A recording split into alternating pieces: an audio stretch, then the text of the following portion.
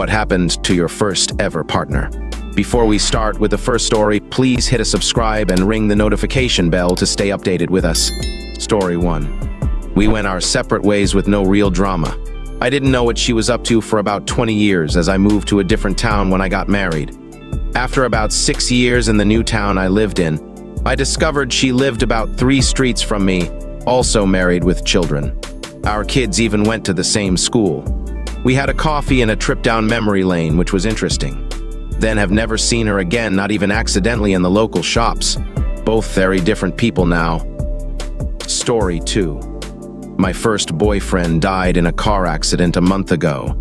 Even though we had not talked for 7 years, he held a special place in my heart. I feel really sad. I wish I had talked to him one last time before this happened. Has this happened to anyone here? How did you move on? Story 3. Funny enough, I spoke to her the other day for the first time in like 8 years. Turns out she has health issues and has to have a full hysterectomy due to a very high cancer risk. She doesn't have kids, so now never will. I feel for her as wounds from our breakup healed ages ago. We split in 2010. Story 4. Man, he was a regional manager for a supermarket when I first met him. At the time, he had beef with his professor and had just dropped out of college. I got to know him and managed to convince him to continue his studies because he loved the topic. He finished his degree and got a solid role at Cisco. It was amazing. Loved how he made me laugh. And I loved how he became a very self-assured person. But I don't know, the spark wasn't there anymore eventually. I felt like we were both wasting time by then, and hence I broke up with him and thought it was amicable because, to be honest, he didn't seem that affected. Until I came to know recently that he's bagging stuff now at the same supermarket. Though I doubt our breakup had anything to do with that. Story 5.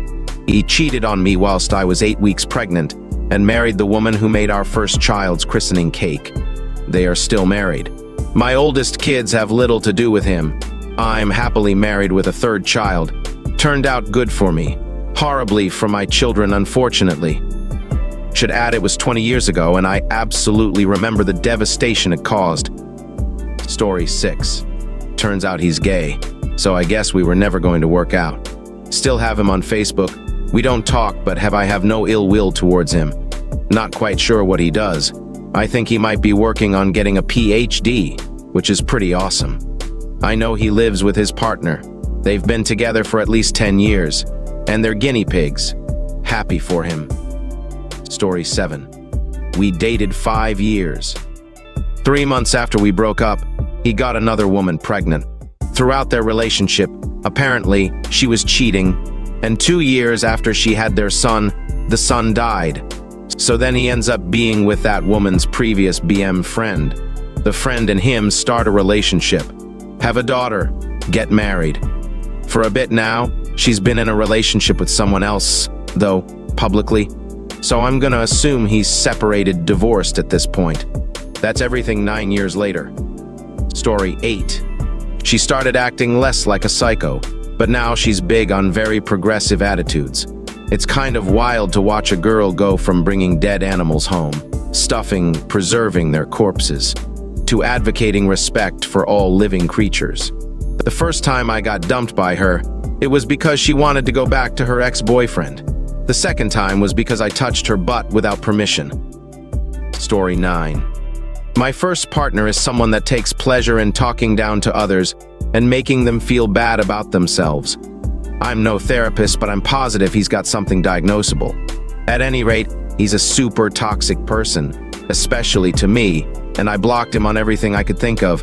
He has still tried new ways to contact me a couple times in the last, 20 plus years, but I am always immediately reminded why I cut off all contact. It's really sad, but I don't consider my first love to be a good person. I just hope he's not out there hurting more people. Story 10. She, after 2 years, became a party girl and bisexuality for a while. She easily slept with 70 other men in the next 2 years for drugs. She hot pregnant and have the baby up for adoption. Her life was out of control, but she joined TJ Airforce and became an X-ray tech. Lost track of her being stationed in Las Vegas. Of all places to meet again 9 years later was in a hospital. I was having an upper GI and she was the Zray tech. So shitty our men to the relationship and full circle back to a shitty day. She gave me her address and phone hashtag and wanted to get together soon. She seemed happy I became a psych right now. I told her it was great to see her. Happy she had found a profession and responsibility, but threw away her number when I left the hospital and never saw her again and didn't care. Story 11. Lost her great job, had accident, went on disability and Medicaid. Left her home, alienated the entire rest of the family, hasn't seen the kids or grandkids in years, and last I heard, she's living at a shelter. When I left, she had $16,000, a nice car, great job, and no credit card debt. Her credit score was over 800. She proceeded to get a bunch of credit cards and ran them all sky high and stopped paying for them. Then she stopped making the house payment and lost the house that then tripled in value over the following 3 years, but she had already shorted it. I really never wanted or expected bad stuff to happen to her. I was very naive when we split, expecting us to have a rational type of friendship and continue to see each other at family functions and whatever. Instead, she went over the deep end and lost her mind. Story 12. We dated in high school for a couple of years. We broke up, his call, before school ended, and he started seeing someone else quite soon after. Naturally, being 17, I was devastated. Hung out a few times since when the friend group would get together at Christmas and such. I always felt really weird, not just with them but the whole group. It was like I'd moved off to university and was becoming this whole other person, my authentic self if you like. But in their company I just regressed to my awkward teenage self no matter how hard I tried not to. Haven't seen them in years now. No clue what they're up to. I'm not sure that feeling would go away if I were to see them again. Story 13. She had a list of partners after me, but all of them wanted children and she, doesn't want children. Now she's together with a guy in the middle of nowhere. He has kids that are in their teens, her partner is going through a rough divorce aftermath, and she seems happy. We're still friends and talk regularly about life and where things took us. She and I were a thing about 20 years ago and we both grew so much. I'm still friends with most of my exes. The only one I wouldn't call a friend is at least friendly, and we have the usual 4 contact points per year, both bidets, Nye, and Christmas. It feels great that even if the romantic part didn't work out, we still realize that we connected on a friendly level for sure. My last ex is trying to hook me up with a close friend of hers, so that's nice. Story 14. Met mine in the 8th grade, and she was the new hot girl at our school, so thought I never had a chance. I told her a dirty joke in pre-algebra class. She thought it was the funniest thing she ever heard, and invited me to hang out at a weekend party right before summer break. To this day, going to that party was the most nervous I've ever been because I was so in love and knew I only had one chance to reel her in before someone else did once we parted ways for the summer.